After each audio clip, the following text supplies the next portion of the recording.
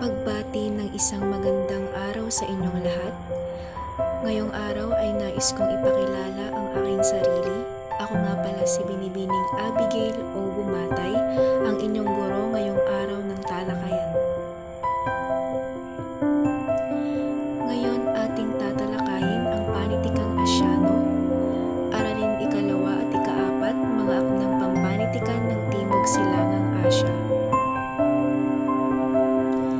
Ngayon ay dumako tayo sa pamantayang pangnilalaman na ipapamalas ng mga mag-aaral ang pag-unawa at pagpapahalaga sa mga akdang pampanitikan ng Timog Silangang Asya.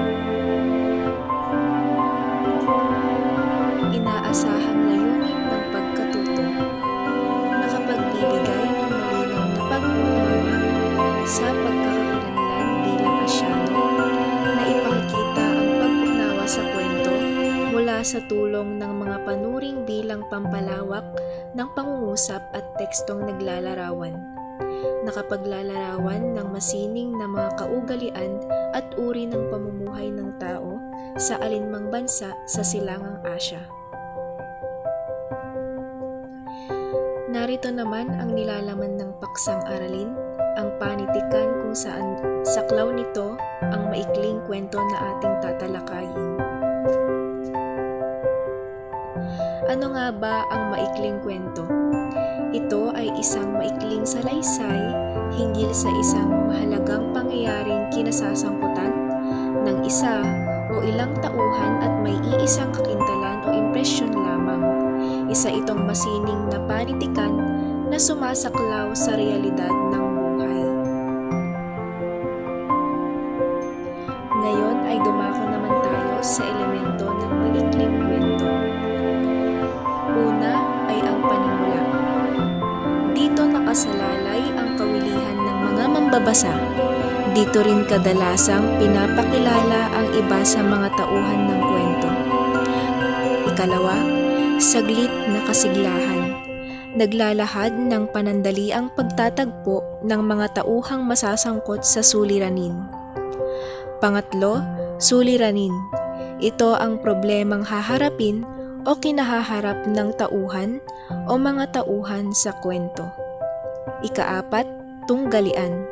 Ang tunggalian ay may apat na uri: tao laban sa tao, tao laban sa sarili, tao laban sa lipunan, at tao laban sa kapaligiran o kalikasan.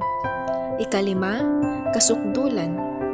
Sa kasukdulan nakakamtan ng pangunahing tauhan ang katuparan o kasawian ng kanyang ipinaglalaban. Ikaanim, kakalasan. Ito ang tulay sa wakas ng kwento. Ikapito, ang wakas.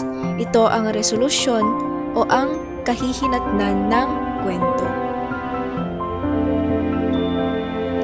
Ngayon ay dumako naman tayo sa mga halimbawa ng maikling kwento. Narito ang tren, Tataselo, Pambansang Pintor, ang Kalupi, at ang Bulkang Taal. At bilang paglalagom, ang maikling kwento ay isang anyo ng panitikan na naglalahad ng isang pangyayari o karanasan ng pangunahing tauhan sa isang maikling panahon lamang. Layunin nitong magbigay aral, magpahayag ng damdamin, at mag-iwan ng impresyon sa mambabasa. Maraming salamat sa pakikinig.